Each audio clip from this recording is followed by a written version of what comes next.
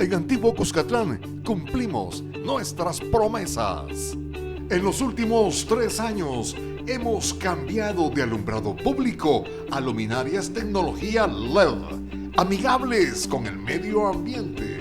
Tu seguridad nos importa, por lo que desarrollamos el proyecto Smart City con centro de monitoreo y botones de pánico.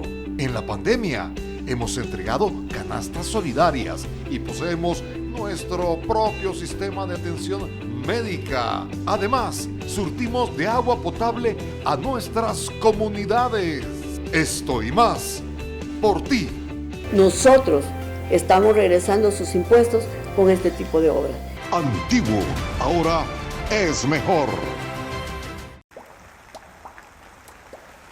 Desde el Centro Gripológico de Virogrip se detectan abundantes precipitaciones de mocos. Cambia el clima de la gripe con Virogrip, en jarabe, sobres solubles y gel Capsa M y PM. Hola, ¿qué tal amigos televidentes? Muy buenas noches. Espero que usted se encuentre ahí disfrutando en el calor de su hogar, ¿verdad? Si cena a esta hora, pues buen provecho en este 10 de marzo. Mire, comenzando a todo vapor el tercer mes del año, claro que sí. Y hay que aprovechar, como digo siempre, el tiempo, ¿verdad? Esta noche vamos a tener definitivamente una buena conversación. En nuestros estudios, a esta hora de la noche, amigos televidentes, tenemos al pastor, ¿verdad? Ustedes se estará preguntando, ¿verdad? Un pastor acá, pues bien, sí, Mario Vega, pastor general de Elín. Pastor, qué gusto nos da saludarle y sobre todo agradecerle su presencia esta noche acá. Gracias, Freddy. Al contrario, gracias por la invitación y también un gusto saludar a la audiencia de Agape TV. Usted es editor también en los periódicos, ¿verdad? Usted escribe en los periódicos. Sí, ya desde hace 12 años fui invitado a escribir en uno de los periódicos y hasta el día de hoy continuamos con esa labor. Muy bien. ¿Y pastor general de Elín por cuántos años? Bueno, yo soy pastor de la iglesia, porque comencé en Santa Ana hace... Sí, me recuerdo cuando nos llevaba el cassette a la radio que nosotros lo teníamos que poner a bien de madrugada llegaba usted. Sí, así era un programa de radio de 15 minutos. En Santa Ana precisamente, eso fue hace 41 años. Y luego en el año 97 me pidieron regresar a San Salvador y desde entonces soy el pastor general ya de la misión. Es decir, estamos hablando de 23 años de estar al frente de la misión. Es un trabajo loable, grande, más que todo el sector donde usted se desarrolla, un sector muy populoso. Exactamente, la iglesia de Elín está ubicada en Soyapango, una zona pues que muchas personas me han dicho, si no estuviera ahí la iglesia yo fuera, me dice, porque sienten cierto temor, ¿verdad? Pero ahí hemos estado sin mayores problemas y precisamente por ser muy populoso es una iglesia bastante numerosa. ¿Ves bien? Estaremos pendientes de sus actividades como hasta la fecha, por eso lo hemos invitado para que podamos conversar sobre la coyuntura nacional, cómo está nuestro país. Y para comenzar, si usted me lo permite, quisiera consultarle cómo vio usted el proceso electoral antes, durante y después en este 28F, porque han sido unas elecciones históricas, pastor. Sí, bueno, hablando del antes de las elecciones, yo diría de que pues hubo muchos quebrantamientos de la ley, en el sentido de que se hicieron cosas ilegales. Obviamente que yo creo que en todas las elecciones se han dado, pero quizás no con tanta fuerza como en esta que acabamos de vivir. ¿De parte de quién estos actos ilegales, pastor? sobre todo los funcionarios, que son aquellos a quienes la ley prohíbe, por ejemplo, hacer proselitismo haciendo uso de la posición que ocupan. Aplica a los funcionarios, no así pues a cualquier otra persona que como ciudadano tiene derecho a expresar adhesión o invitar incluso a las personas a votar. Pero un funcionario no lo puede hacer por su carácter precisamente de funcionario. Eso vimos de que se rompió muchas veces aún el mismo día de la elección. El mismo presidente de la República pues haciendo un llamado, no muy disimulado diría yo, para que apoyaran a los candidatos de su partido. Y ese es un aspecto. El otro aspecto es el gran desbalance que hubo en el tema de inversión en la publicidad. En cierta forma el desbalance se dio porque a los partidos políticos no se les entregó el adelanto de la deuda política, que también es una cuestión de ley y que también fue quebrantada. En cambio, el partido oficial, si se le puede llamar así, fue muy apoyado. Según los observadores, fueron más de, casi 9 millones de dólares que se calcula que invirtieron en propaganda. ¿De dónde saldría este dinero? Esa es la gran pregunta. Esa es la gran pregunta. 9 millones. Sí. Es una cantidad estrepitosa. Es una cantidad que supera, por ejemplo, al presupuesto de la Procuraduría de Derechos Humanos del país. Se invirtió más en publicidad que en una instancia tan importante como esta que vela por los derechos humanos de la ciudadanía. Y bueno, eso no solamente son datos que están ocultos, sino que la ciudadanía lo pudo percibir en los anuncios de televisión, en las vallas, en las carreteras. O sea, era muy evidente la fuerza económica que estaba mostrando, en este caso el partido Nuevas Ideas, en contraste con los otros partidos. Ahora, durante el desarrollo de las elecciones, que ya el 28 de febrero, a mi criterio yo creo que se realizaron muy bien. Siempre pues se dan problemas, como en todas las elecciones, de apertura tardía de ciertos centros de votación. Este año pues no fue la excepción, pero eso no ha sido novedad, sino que ha sido pues algo que se ha dado. La constante. Sí, una constante se pudiera decir, ¿verdad? Y que es comprensible por el caso pues de que las personas que integran una junta, entre ellos son prácticamente desconocidos, y vienen de diferentes lugares y tienen que pasar un proceso de identificación, de acreditación, etcétera. Y luego en el desarrollo yo creo que se hizo muy bien. Al menos pues en el lugar donde a mí me tocó votar era muy ordenado. ¿Usted votó? Sí, yo fui a votar. Realmente desde que yo cumplí los 18 años no he dejado de votar en ninguna elección, siempre lo he hecho. ¿Por qué lo hace? Lo hago porque considero que todos los ciudadanos debemos participar en una decisión tan importante, ya sea que sea de elegir un presidente o elegir miembros de la Asamblea Legislativa o miembros de consejos municipales, también como elección de los diputados para el Parlamento Centroamericano. ¿Votó por Nuevas Ideas, pastor? Como esa fue la constante, ¿verdad? ¿Perdón? Como esa fue la constante.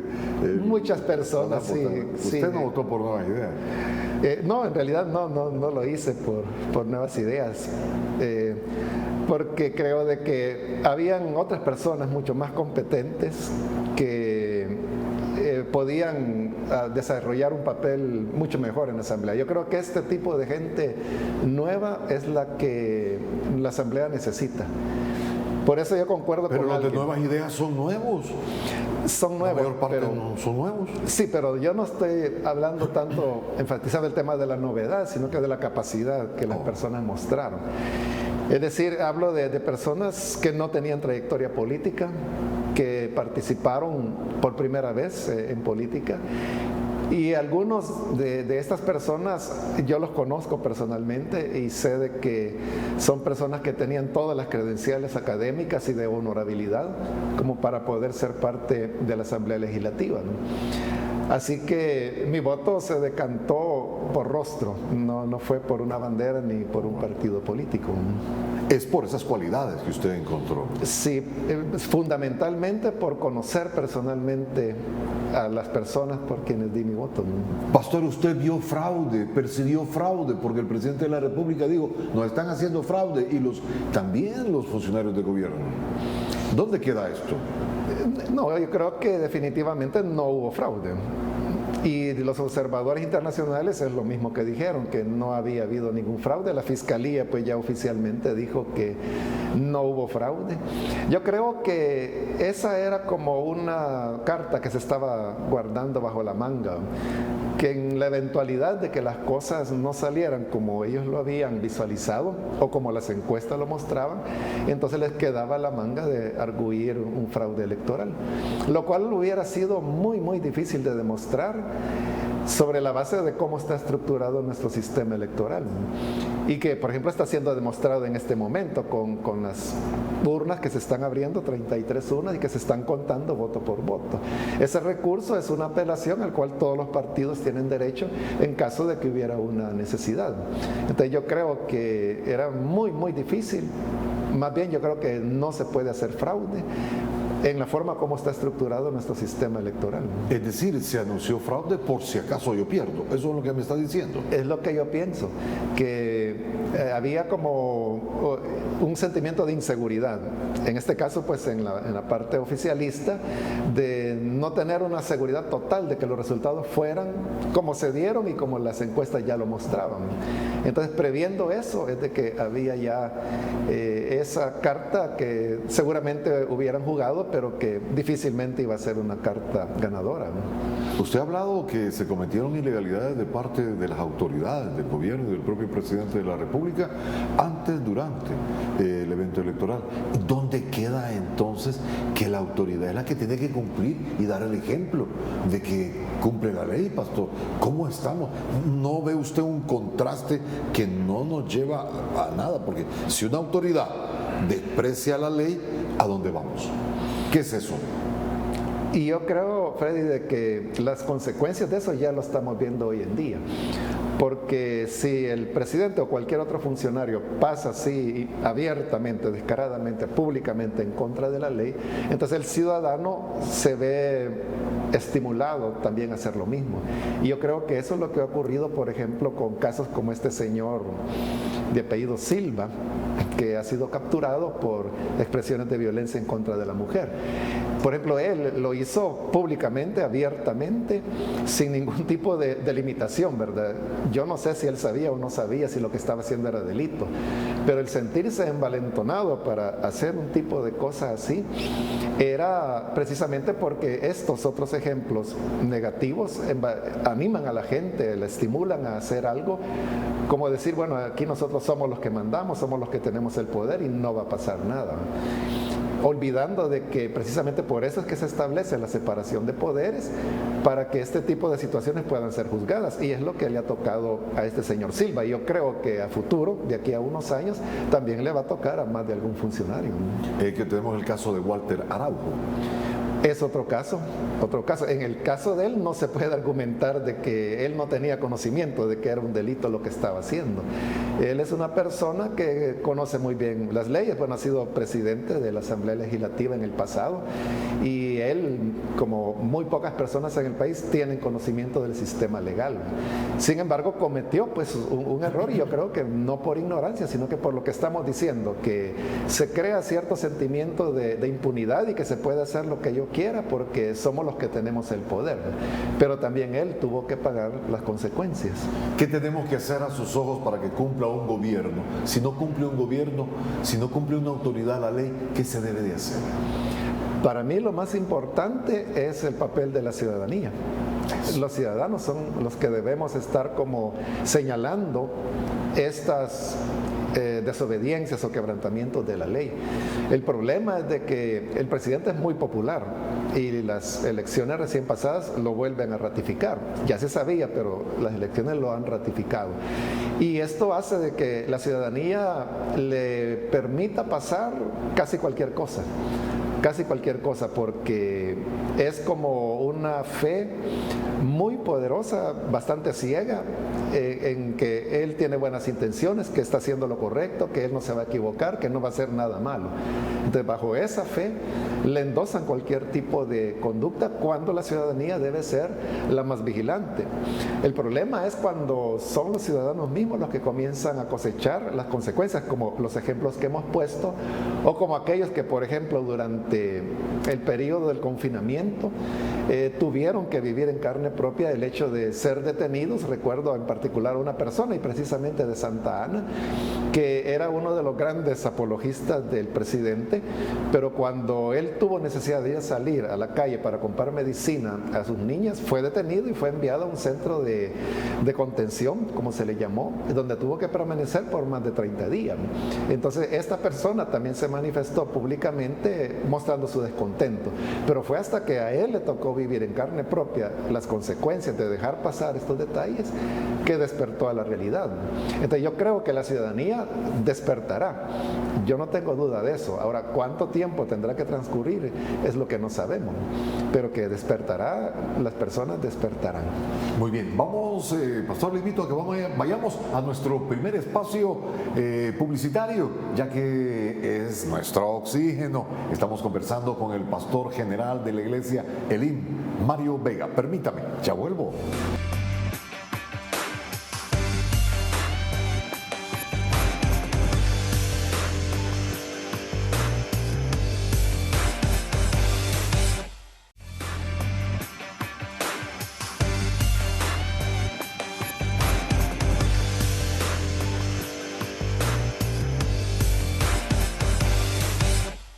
Continuemos a esta hora de la noche, amigos televidentes, conversando con el pastor general de la iglesia Elim de Soyapango, Mario Vega, una iglesia diseminada por todo nuestro país. Despertar. Usted dijo que la sociedad tiene que posiblemente despierte, pero ¿qué es lo que vamos a pagar durante ese periodo del despertar? ¿Despertar de qué, pastor? Es el mismo ciclo que se ha dado ya en el pasado, es decir, hay un encantamiento con un partido político, luego hay un desgaste cuando las personas se dan cuenta que sus necesidades reales no están siendo resueltas. Entonces después viene el desencanto que se expresa en las urnas. Entonces, este mismo ciclo que lo vivió Arena, lo vivió el Frente, es el que le va a tocar vivir al partido Nuevas Ideas y cualquier otro que venga en el futuro, siempre y cuando estos partidos no estén atendiendo las necesidades reales de las personas. Las necesidades de las personas son trabajo, salud, vivienda, educación. Mientras esas cosas no sean resueltas, estos elementos paliativos, como el hecho de entregar una caja solidaria o entregar una computadora o entregar $300 una vez al año o quizás en una única vez, no solucionan el problema de la gente, y entonces el descontento pronto vendrá porque la gente vive en carne propia las consecuencias de que estos problemas no sean atendidos. Es decir, que reclame la sociedad civil. Así es. Ahora mismo, este día o ayer fue más bien, el presidente de ANDA está hablando ya de revisar los subsidios y las tarifas de ANDA. Entonces lo que se está anunciando es de que o van a ser suspendidos los subsidios o eliminados o aumentadas las tarifas o ambas cosas.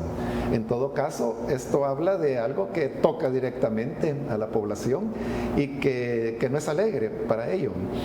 Y están aprovechando el momento porque es el momento de luna de miel. Entonces han ganado, de aquí a las próximas elecciones faltan 3 años.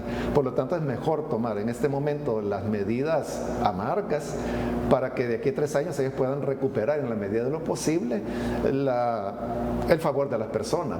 Es la misma razón por la cual también la alcaldía de San Salvador ahora va a cargar el impuesto debido al sistema de videovigilancia que hay y que se está siendo instalado en la ciudad capital. Entonces, ¿por qué no fue cargado antes de las elecciones? Sino que precisamente una semana después. Es por eso, ¿verdad? Porque ya la gente votó, entonces hoy vienen las medidas que tienen que tomarse necesariamente para que el país pueda salir adelante. Es lo que está ocurriendo. Ya el gobierno está hablando de que tienen diálogo con el Fondo Monetario Internacional, pero las medidas y las recomendaciones del Fondo Monetario Internacional no son secretas y tampoco es primer país que las va a aplicar. Entonces sabemos que lo que viene es medidas que puedan resolver el desbalance que hay en la recaudación fiscal del país, y eso solamente tiene un significado para la población, y es un aumento de los impuestos. O sea, ¿cómo va a ser ese aumento en la gasolina, en el IVA, en la renta? El famoso impuesto predial que nunca se estableció en el país, que por cierto somos el único país de Latinoamérica que no tiene el impuesto predial. El otro es Cuba, pero en el caso de Cuba, porque el Estado es propietario de todos los bienes en el país, ¿verdad? Entonces es una excepción porque es un sistema político diferente, pero aparte de Cuba, El Salvador es el único país en Latinoamérica que no tiene impuesto predial. Entonces, ¿cuál de estas cosas o cuáles de esas? Porque probablemente no se va a resolver el asunto con un solo impuesto, tendrán que haber más. Entonces, cuando esto ocurra, ahí es cuando las personas comienzan a sentir que no era lo que ellos esperaban, y no era, porque todas estas bolsas o cajas solidarias que se hayan dado, todas hay que pagarlas, no son gratuitas, todas tienen que ser pagadas, y han sido pagadas con créditos que el Estado ha adquirido, pero esos créditos tienen que ser pagados. En este mismo mes, el Estado tiene que pagar más de $300 millones de letes que contrató precisamente hace un año porque venía el tema de la pandemia. Entonces no hay nada gratis y todos los ciudadanos tenemos que pagarlo, y se va a pagar con incremento de impuestos. ¿No le parece que es un poco contradictorio que haya un desbalance fiscal si este gobierno, según las estadísticas de la oposición, ha tenido el mayor dinero nunca antes visto en un gobierno? Es decir, que $2,000 para la pandemia, $1,000 para esto, que contó el presidente con $10 millones diarios. ¿Por qué este desbalance entonces? Es que son dos realidades. Una es de que es cierto, el gobierno ha sido el mejor financiado de toda la historia del país. Sí, de mucho tiempo. Sí, yo diría que ningún gobierno ha tenido la cantidad de efectivo que este gobierno ha manejado, ¿no? Pero ese dinero no salió de debajo de la almohada ni de debajo del colchón, sino que salió de créditos que tuvieron que hacerse. Estos créditos hay que pagarlos. Y eso es a lo que vamos, de que no es gratuito. Y bueno, hoy mismo el ministro de Hacienda está hablando que con la nueva junta directiva van a pedir otros $2,000 millones. O sea, yo no sé si van a encontrar quien les quiera dar una deuda a un país en las condiciones en las que estamos nosotros, pero suponiendo que lo hiciera, esos miles de millones también hay que pagarlos, y lo vamos a pagar toda la población. ¿Y se percibe que se han invertido esos dineros nunca antes visto en acciones públicas? Pues para la cantidad de dinero que fue, no se ha visto, porque si hablamos en obras de infraestructura, lo que se ha hecho es terminar obras que ya estaban comenzadas en el gobierno anterior y que tenían también ya su financiamiento. Por lo tanto, esa es una pregunta muy importante, ¿verdad? Que a dónde está todo ese dinero, y ahí viene la importancia de las entidades que controlan o deberían controlar la transparencia en el uso de los fondos.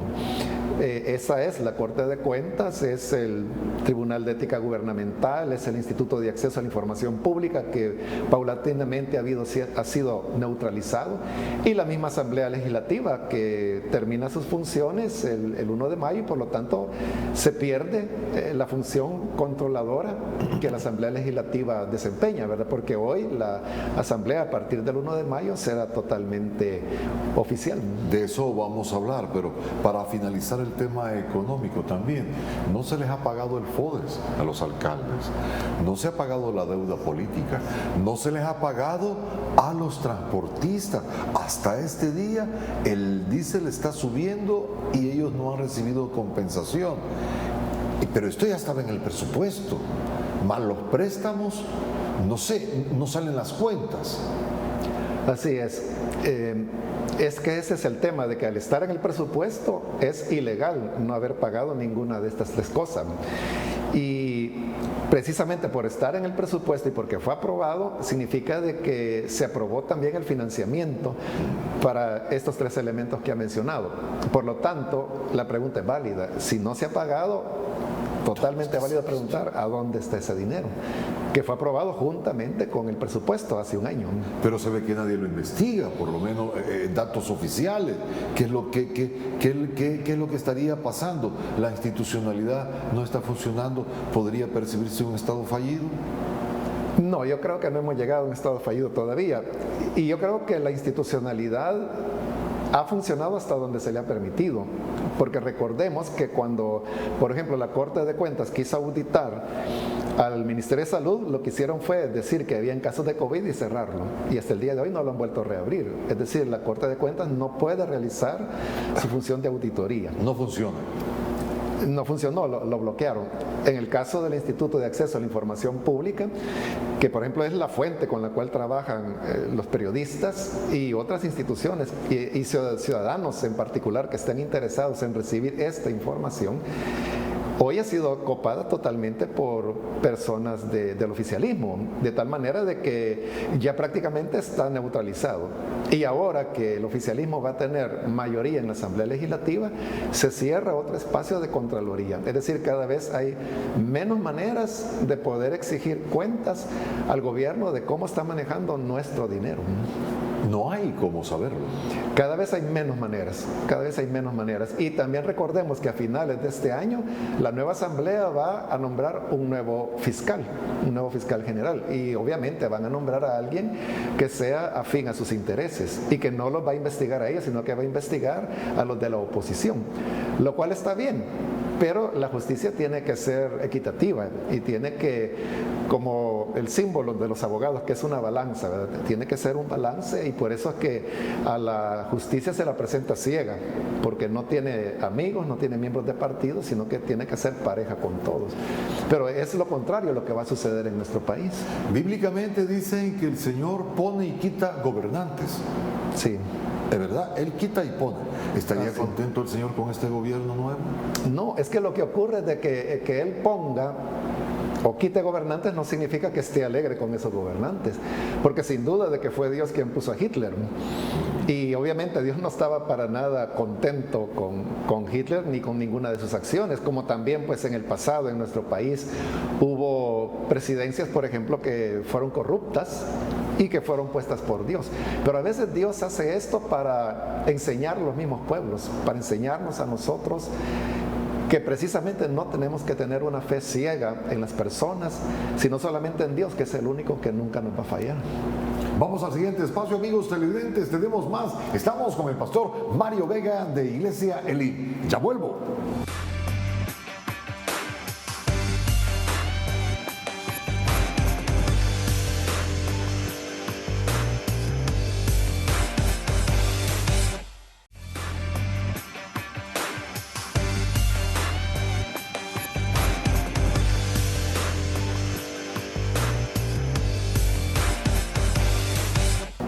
Ahora bien, después de todo esto, veamos a futuro si podemos armar un escenario que se espera con una nueva Asamblea Legislativa de más de 56 diputados de Nueva Idea, más la de Gana.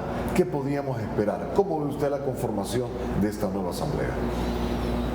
Bueno, sí, ya es un hecho oficial de que hay 56 diputados para Nuevas Ideas, significa... Se está viendo, porque no hay escrutinio final, pero se prevé. Sí, así es. Ya estamos cerca de saber, Ya ¿verdad? estamos Pero muy cerca. Si suponemos que ganan los 56 diputados, significa que tienen mayoría calificada por sí solo, lo cual significa que el presidente no va a tener necesidad de negociar con nadie y ni siquiera necesita del partido Gana. De manera que yo creo de que habrá un desencantamiento, un enfriamiento en las relaciones entre el partido Gana y Nuevas Ideas, la cual ha caminado hasta hoy como caminó, por ejemplo, en la época de la presidencia de Funes, ¿verdad? Porque era como su aliado que le permitía aprobar decretos, alcanzar mayoría calificada. Hoy esa mayoría calificada la tiene el presidente con su mismo partido. Entonces, lo que vamos a tener es que de aquí en adelante todas las decisiones importantes que la Asamblea toma, todas van a ser la voluntad del presidente. porque eso es lo que se comprometieron los diputados. Ellos no tuvieron propuestas, no tuvieron programas, sino que lo que ofrecieron fue ser la mano derecha del presidente, hacer lo que el presidente les pida. Entonces lo van a cumplir, es una promesa muy fácil de cumplir, ¿verdad? Entonces, tomando en cuenta eso, significa que lo que vamos a tener es 5 magistrados en la Corte Suprema de Justicia a favor del oficialismo, un fiscal a favor del oficialismo, y cuando llegue el momento de nombrar los procuradores, van a ser procuradores a favor del oficialismo. Corte de Cuentas. ¿Perdón? Corte de Cuentas. La Corte de Cuentas, que es otra instancia, que volvemos al pasado, ¿verdad? Que la persona encargada, presidente de la Corte de Cuentas, era nombrada por el oficialismo. Entonces, lo que viene a futuro es que cada vez se cierran más y más esos espacios de los cuales hablamos, espacios de contraloría, de supervisión y de investigación de qué es lo que ocurre con el uso de nuestros impuestos.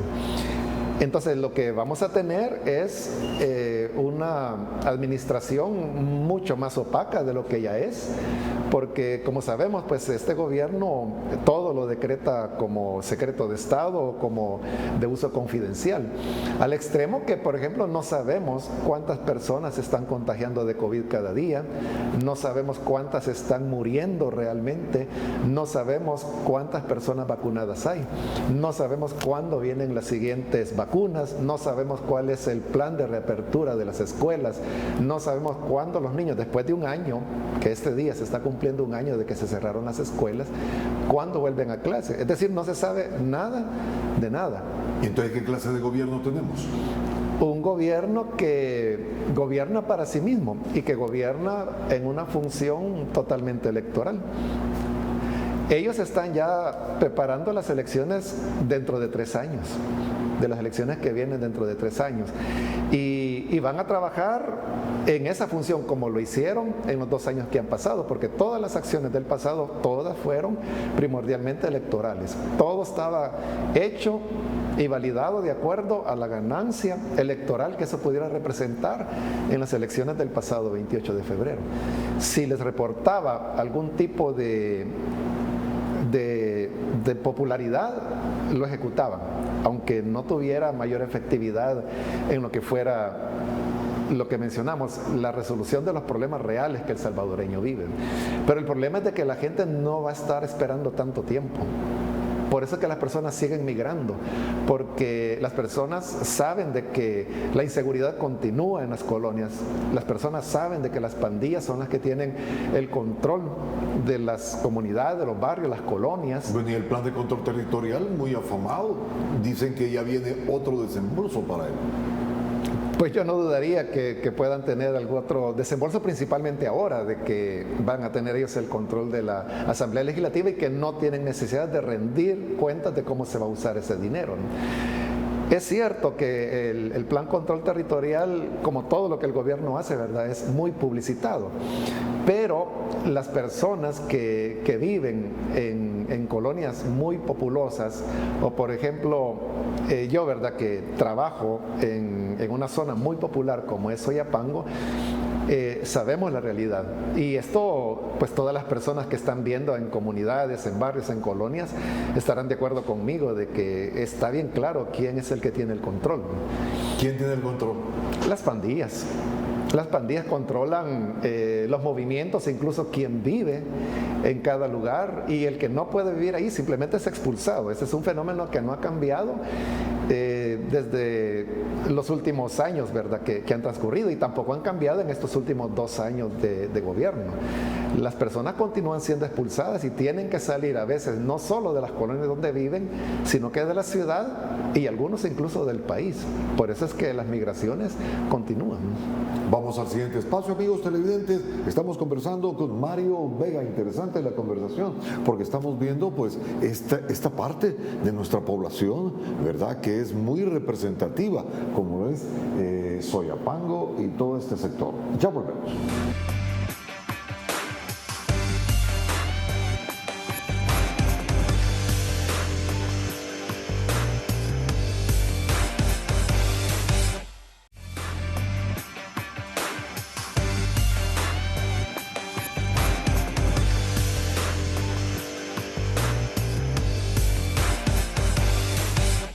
Pastor Vega, como crítico del actual gobierno, ¿usted no teme atentado? ¿Está en una zona muy peligrosa? No, hemos estado allí desde hace ya más de 40 años y por lo tanto los vecinos conocen perfectamente qué es el IM. Entonces yo me siento parte de la comunidad, no me siento como un extraño, sino que parte de lo que es la realidad del Soyapango de cada día.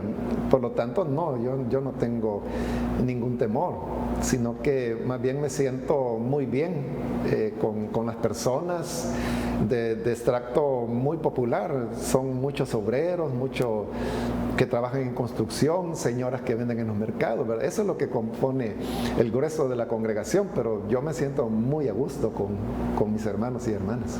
Ahora bien, ¿qué es lo que cree usted que el gobierno puede mejorar, puede levantar, puede corregir o ya no?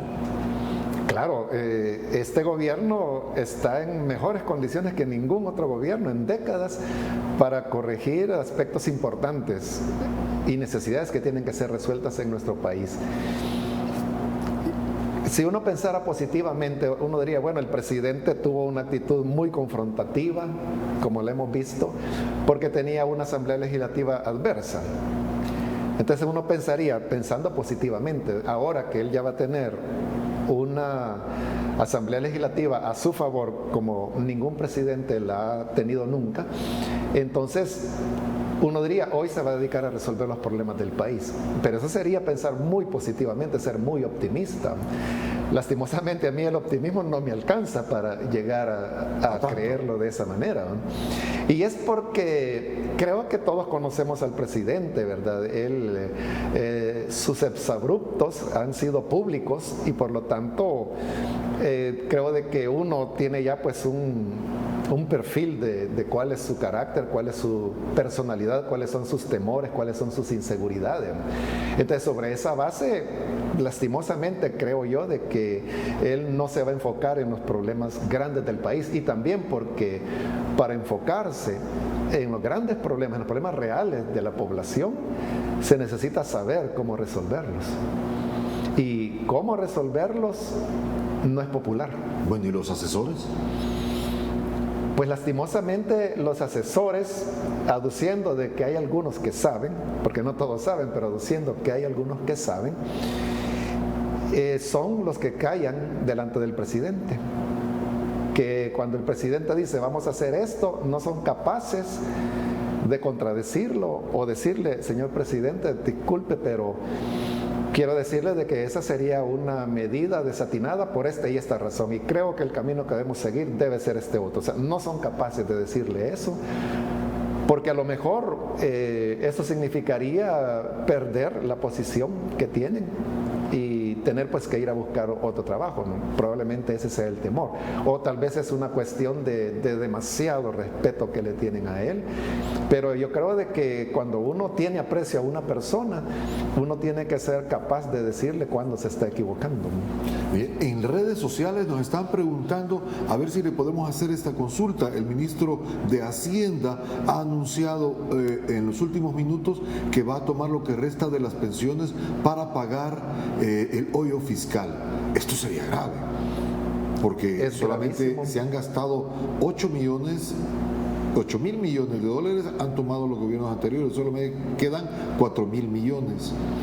Es gravísimo, porque el sistema de pensiones está en un estado agónico en nuestro país, y tomar aún más dinero es darle ya el golpe final. Eso es como alguien pues que necesita respiración asistida y le desconectan la máquina. Sería la defunción de nuestro sistema de pensiones. ¿Y qué pasaría con los trabajadores? Se van a quedar sin sus pensiones. ¿Usted pensionado? No, yo todavía trabajo, no me he pensionado. Todavía, entonces todavía tiene esperanza de tener su pensión. Bueno, con lo que me está diciendo ya las estoy perdiendo. Entonces, este es un dato que tenemos de dirigentes, de los trabajadores, para que le hicieran esa consulta a usted de cómo ve la situación, y pues no hay otro camino. Bueno, sí hay otro camino, que es tomar en serio el tema de pensiones y dejarlo de ver como la caja chica del gobierno. Y tiene que haber un modelo que sea autosostenible, porque el actual, en las condiciones actuales, no es autosostenible. Este puede durar unos 3 años, han dicho los especialistas, de los cuales ya pasó 1, o sea, le quedan unos 2 años de vida. Entonces se tiene que reformar para que pueda ser, en primer lugar, sustentable. Y sustentable me refiero que aguante 40 años más, ¿no? Pero eso va a requerir de solidaridad. Esa solidaridad puede implicar, por ejemplo, aumento en las edades de jubilación, tanto de hombres como de mujeres, ¿no? Que es algo que no le agrada a las personas, pero es como un aporte de solidaridad para que en el futuro otras personas puedan disfrutar de un beneficio de pensión. ¿Estaríamos a las puertas entonces de una explosión social? Si esto no se puede controlar, nuestro país viene de un conflicto armado. Es muy triste, pero yo creo de que el país va hacia eso, hacia un estallido social, que yo no podría decir cuándo. Yo creo que la crisis se va a agravar durante este año. Okay. Y en 2022 se va a llegar ya a un nivel de estallido social. Será mucho más grave. Triste, yo no quisiera que fuera así, pero creo de que por la misma historia que el país ha tenido, creo que la población va a reaccionar de esa manera. Quiera Dios que el presidente no vaya a cometer una imprudencia en el sentido de usar la fuerza para tratar de aplacar ese descontento, sino que por el contrario, él pueda reflexionar y corregir el rumbo, lo cual es algo que nunca hemos visto en el presidente. Vamos, amigos, mire, el tiempo se nos fue, Pastor Vega. Vamos a tener que retornar, amigos televidentes, en breve con la despedida y la conclusión de este revelador entrevista. Ya volvemos.